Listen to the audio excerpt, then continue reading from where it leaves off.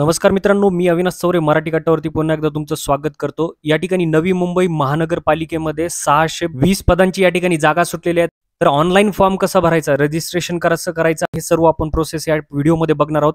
Video शेवटपर्यंत बघा। या ठिकाणी तुम्हाला या वेबसाईटवरती यायचं आहे nmmc.gov.in। या वेबसाईटवरती आल्याच्या नंतर तुम्हाला या प्रकारचा डॅशबोर्ड दिसेल। खाली यायचं, या ठिकाणी स्क्रोल करायचंय।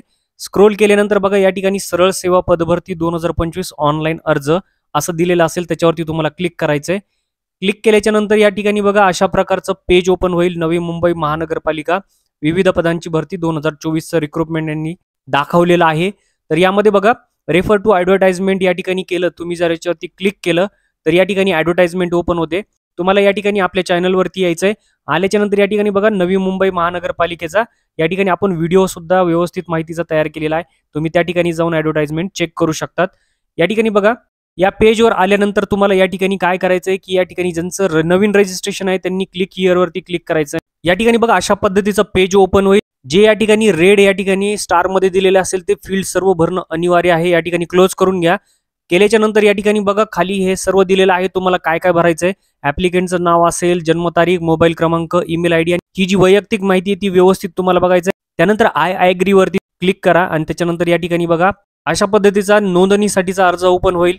तुम्हाला खाली स्क्रोल करायचं आहे। या ठिकाणी बघा तुमची वैयक्तिक माहिती या ठिकाणी विचारली गेलेली आहे। या ठिकाणी तुम्हाला तुमची वैयक्तिक माहिती व्यवस्थितरित्या जमा करायची आहे। या ठिकाणी बघा उमेदवाराचं पहिलं नाव विचारलं गेलेलं आहे, तुम्ही या ठिकाणी टाकून द्या। त्यामध्ये बघा नंतर तुम्हाला मधलं नाव टाकायचंय, तुमचं जे मिडल नेम आहे, नंतर लास्ट नेम टाकायचंय। त्यानंतर या ठिकाणी बघा वडिलांचं नाव टाकायचंय तुम्हाला, त्याच्यानंतर तुमचं आईचं नाव सुद्धा या ठिकाणी टाकायचंय। त्यानंतर खाली स्क्रोल करा, तुमच्या नावात काही बदल झाला आहे का असं विचारलंय, असेल तर यस करा, नसेल तर नो वरती क्लिक करा।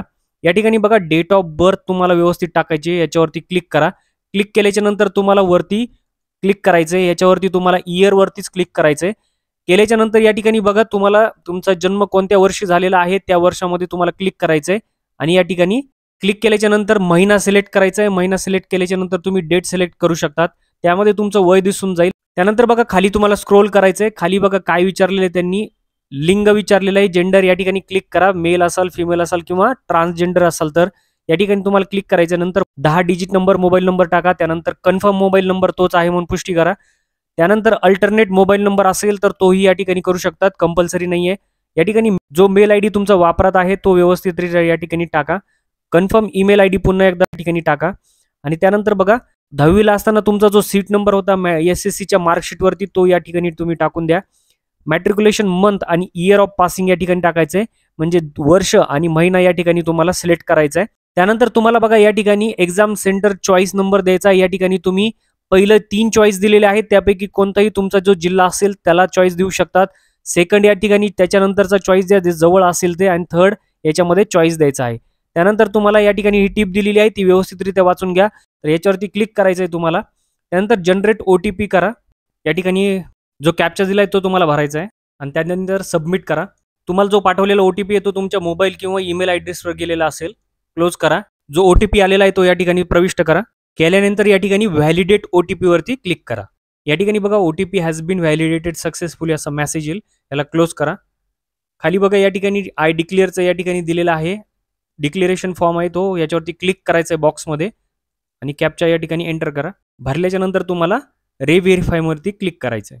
क्लिक केल्याच्या नंतर या ठिकाणी खाली डिटेल्स ओपन होतील बघा तुमचे, verification for entered selected value, जे तुम्ही सर्व माहिती दिलेली आहे आणि पुढे जी माहिती दिलेली आहे ती बरोबर असेल तर त्या बॉक्समध्ये तुम्ही क्लिक करा आणि सर्व डिटेल क्लिक झाल्यानंतर फायनली सबमिट करा। एकदा अलर्ट म्हणून मेसेज येईल तुम्हाला की मॉडिफाय करायची आहे की नाही हे विचारेल, तर त्याच्यामध्ये येस किंवा नो वरती क्लिक करा। येस वरती क्लिक केलं तर तुमची माहिती सबमिट होऊन जाईल आणि नो वरती क्लिक केलं तर तुम्हाला मॉडिफाय करता येईल। क्लिक केल्याच्या नंतर या ठिकाणी तुम्हाला अशा प्रकारचा एक मेसेज डिस्प्ले होईल, त्याच्यामध्ये तुमचा रजिस्ट्रेशन नंबर असेल, तुमचा लॉगिन आयडी आणि पासवर्ड हा तयार झालेला आहे म्हणून आले असेल। त्यानंतर तुम्ही क्लोज वरती क्लिक करा। या ठिकाणी बघा तुम्ही जी कॅन्डिडेट पर्सनल इन्फॉर्मेशन भरली आहे ती या ठिकाणी डिस्प्ले होऊन जाईल या ठिकाणी, तर तुम्ही ही माहिती वाचून घ्या। त्यानंतर तुम्हाला अप्लाय फॉर पोस्ट करायचं आहे, त्याच्यावरती तुम्हाला क्लिक करा। त्यानंतर तुम्हाला या ठिकाणी क्लिक फॉर अप्लाय पोस्ट याच्यावरती तुम्हाला क्लिक करायचं आहे।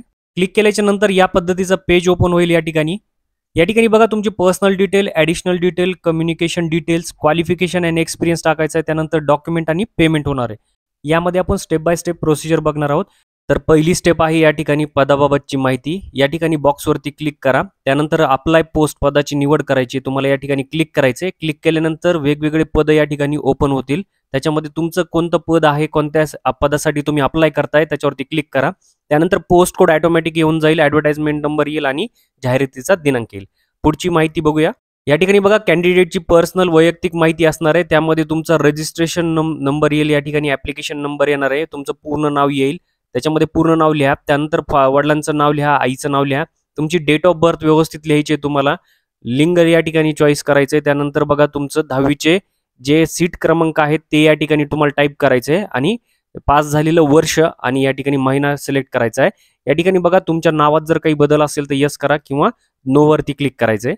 त्यानंतर या ठिकाणी तुमचा मोबाईल नंबर असेल तो मोबाईल नंबर टाकायचा आहे. त्यानंतर तुम्हाला तुमचा ईमेल आयडी टाकायचा आहे, पुन्हा कन्फर्म ईमेल आयडी टाकायचा आहे. नंतर मॅरिटल स्टेटस तुम्ही मॅरिड आहात का अनमॅरिड ते व्यवस्थित लिहा. डेट ऑफ मॅरेज असेल तुम्हाला माहिती तर त्या ठिकाणी तुम्ही टाकू शकतात किंवा कंपल्शन नाही आहे. मुलांची संख्या या ठिकाणी नंबर ऑफ चिल्ड्रन सांगणं महत्त्वाचं आहे. 0 असेल तर 0 करा किंवा 1 किंवा 2 करा. त्यानंतर बघा टेस्ट ऑफ सेंटर दिलेले आहेत, परीक्षा चाचणीचे केंद्र दिलेले आहेत. तुम्ही या ठिकाणी 3 चाचणीचे केंद्र जे आहेत ते निवडू शकतात. यामध्ये पहिल्यामध्ये तुम्ही क्लिक करा, जे तुम्हाला पाहिजे ते या ठिकाणी निवडून घ्या. त्यानंतर बघा डोमासाईल नॅशनॅलिटी आणि कॅटेगरीचा उमेदवाराचा तपशील मागतील तर त्यामध्ये तुम्हाला नॅशनॅलिटी इंडियन सिलेक्ट करायची आहे. महाराष्ट्राचे रहिवासी आहात का नाही यस वरती क्लिक करा. डोमासाईल सर्टिफिकेट नाव लिहा.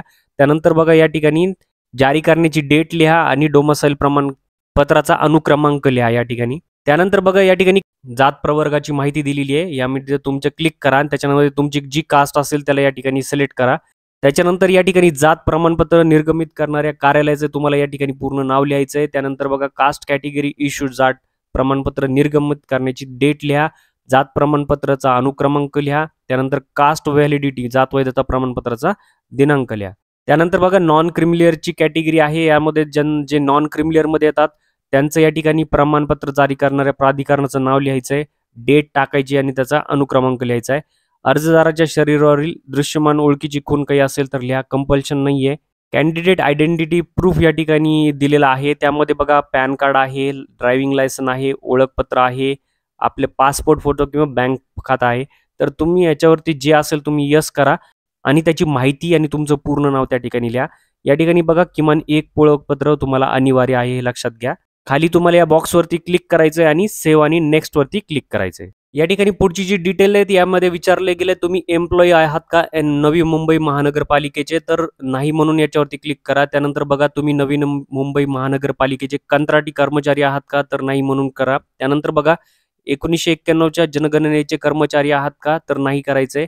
त्यानंतर बघा पुढे 1994 नंतरचे तुम्ही कर्मचारी आहात का नाही करा. त्यानंतर या ठिकाणी बघा आपण आत्महत्याग्रस्त शेतकऱ्याचा मुलगा किंवा मुलगी आहात का तर असाल तर यस करा, नसाल तर नाही म्हणून करा. त्यानंतर बघा राज्य केंद्र सरकार कर्मचारी तपशील या ठिकाणी दिलेला आहेत का तर नाही म्हणून करा. प्रकल्पग्रस्त असाल तर यस करा किंवा नाही तर नो करा. त्यानंतर भूकंपग्रस्त बघा. त्यानंतर अंशकालीन कर्मचारी असेल तर या ठिकाणी यस किंवा नो करायचं आहे. माजी सैनिक असताल तर यस किंवा नो करा. किंवा तुम्ही दिव्यांग माजी सैनिक, शहीद माजी सैनिक, सेवेच्या कालावधीत जखमी किंवा शहीद यांचे वॉर्ड आहेत का तर ते यस किंवा नो करा. क्रीडा व्यक्ती तपशील बघा. तुम्ही कोणत्याही खेळामध्ये भाग घेतलेला आहे का ते यस किंवा नो. तुम्ही बेंचमार्क डिसेबिलिटीमध्ये अपंगत्वामध्ये येत असाल तर तिथं यस किंवा नो करा. तुम्हाला स्वातंत्र्य सैनिकांनी नामांकित केले आहे का यस किंवा नो करा. अनाथ तपशील द्यायचा आहे, अनाथ आहात का नाही तुम्ही तर त्यामध्ये सुद्धा या ठिकाणी यस नो करायचं आहे. प्रिव्हियस एक्झामिनेशन डेट बघा या ठिकाणी डिटेल यापूर्वी कोणत्या परीक्षेत प्रतिबंधित केलेलं आहे का तुम्हाला तर नो करा. ऑदर डिटेल बघा या ठिकाणी तुमच्यावर केस आहे का, प्रकार आहेत का, गुन्हेगारी तपशील आहे तर सगळ्यांना या ठिकाणी तुम्हाला नो करायचं आहे. सेव्ह आणि नेक्स्ट वरती क्लिक करा. त्यानंतर आहे कम्युनिकेशन डिटेल. या ठिकाणी पत्र व्यवहाराचा पत्ता तुम्हाला दिलेला असेल. या ठिकाणी बघा तुमचा जो पत्ता आहे तो व्यवस्थितरित्या या ठिकाणी टाका. कंट्री सिलेक्ट करा, स्टेट सिलेक्ट करा, डिस्ट्रिक्ट सिलेक्ट करायचा आहे, पिनकोड व्यवस्थित टाकायचा आहे. जर हाच तुमचा परमनंट ॲड्रेस आहे तर येस वरती क्लिक करा. कायमचा पत्ता सुद्धा तोच या ठिकाणी येऊन जाईल. त्यानंतर सेव्ह आणि नेक्स्ट वरती क्लिक करा. आता क्वालिफिकेशन तपशील तुमचा या ठिकाणी भरायचा आहे. त्यामध्ये बघा तुम्हाला मराठी भाषेचं ज्ञान आहे का ते येस वरती तुम्हाला क्लिक करायचं आहे.